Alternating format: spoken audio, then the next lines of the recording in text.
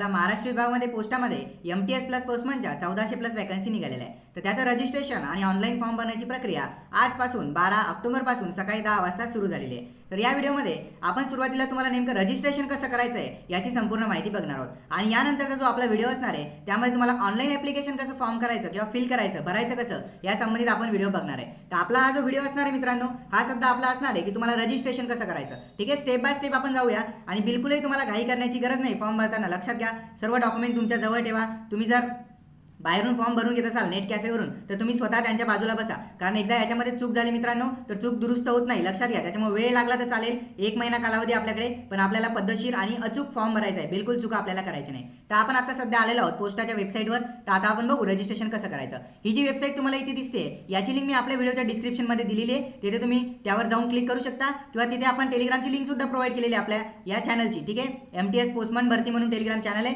त्याच्यावर सुद्धा लिंक दिलेली आहे. दोन्ही वेळी तुम्ही जाऊन त्या लिंकवर जाऊन अर्ज करू शकता. तर त्या लिंकवर क्लिक केलं तर ही वेबसाईट तुमच्या समोर येईल. बघा, government of India, ministry of communication, department of post, chief post master general, Maharashtra circle, Mumbai. संपूर्ण माहिती दिलेली आहे. 12 ऑक्टोबर 2020 ला अर्ज सुरू होतील. 10/11/2020 10 नोव्हेंबरपर्यंत तुम्ही अर्ज करू शकता. ठीक आहे, ॲडमिट कार्ड ऑल तिकीट नंतर सांगण्यात येईल, डेट सुद्धा नंतर सांगण्यात येईल. सहाय्यता सुद्धा इथं हेल्पलाईन नंबर आहे, ईमेल ID आहे, त्याचा तुम्हाला वेळ सुद्धा दिलेला आहे. चला आता आपण काय करूया, सुरुवातीला आपण रजिस्ट्रेशन करूया. बघा, आपण न्यू युजर आहात सध्या. आपण रजिस्ट्रेशन केलं का? नाही, आपण रजिस्ट्रेशन केलं नाही. मग आपण न्यू युजर आहात. तर आपण आता न्यू युजरवर लॉग इन करूया किंवा त्यावर क्लिक करूया. आपण रजिस्ट्रेशन आता करूया. चला, न्यू युजरकडे आपण गेलो तर इथं बघा लँग्वेज तुम्ही चूज करू शकता, इंग्लिश आणि हिंदी. तर आपण इंग्लिशच लँग्वेज ठेवूया, कारण सर्व जे विद्यार्थी आहेत त्यांना इंग्लिश आपली कळते. 10वी आणि 12वी पास तुम्ही आहात.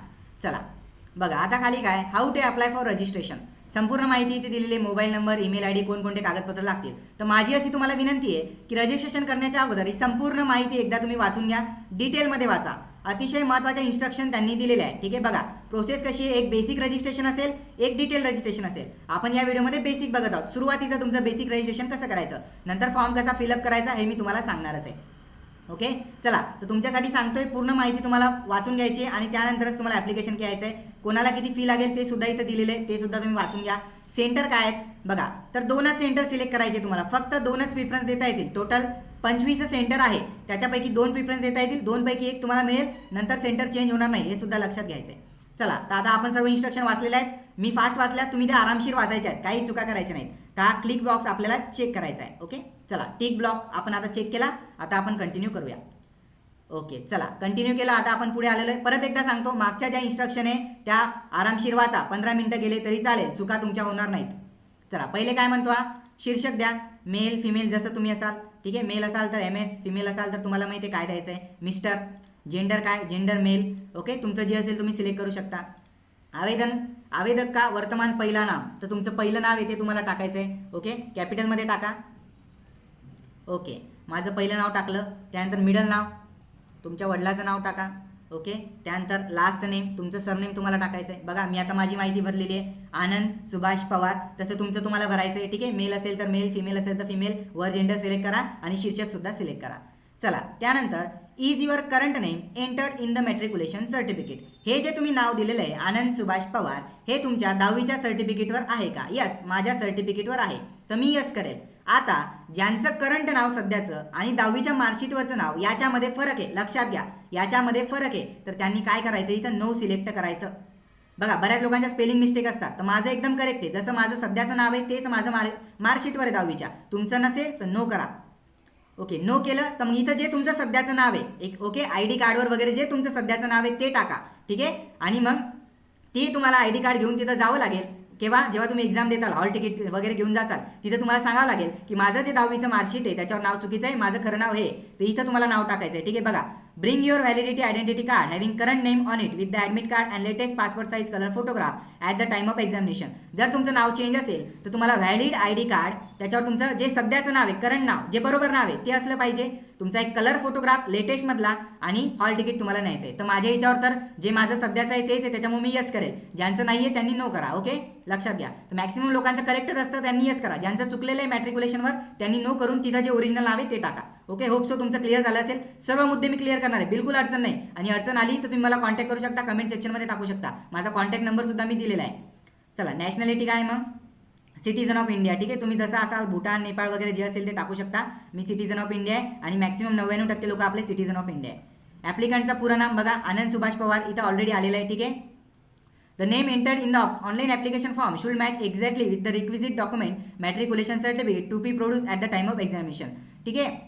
तर हे जे नाव आहे आपलं हे तुमचं जे 10वीची मार्कशीट आहे त्याच्यावर मॅच झालं पाहिजे. बरोबर. ज्यांचं मॅच नसेल त्यांच्यासाठी त्यांनी ऑप्शन दिलेला आहे. मॅच होत नाही म्हणून नो करा आणि जे तुमचं सध्याचं करेक्ट आहे ते टाका. ठीक आहे. ते सुद्धा मी तुम्हाला ऑप्शन दाखवला. आता बघा तुम्हाला टाकायची तुमची ईमेल आय डी. ओके. तर ईमेल आय डी इथं टाका. अतिशय काळजीपूर्वक टाका. चुका नाही करायच्या आपल्याला बिलकुल. वेळ लागला तर चालेल कारण चुकीला माफी नाही इथं. बरोबर का. चेंज होत नाही ते आणि एकदाच रजिस्ट्रेशन करता येतं. डुप्लिकेट रजिस्ट्रेशन चालत नाही. ओके. आणि इथं तुमचा येईल मोबाईल नंबर जो चालू आहे तोच टाका. ठीक आहे. जो यूज करता तोच मोबाईल नंबर टाका. ओके. आता OTP साठी आपल्याला इथं क्लिक करावं लागेल. ठीक आहे. OTP येईल तुमच्या मोबाईलवर. Send mobile OTP. बघा OTP सक्सेसफुली सेंड. ओके.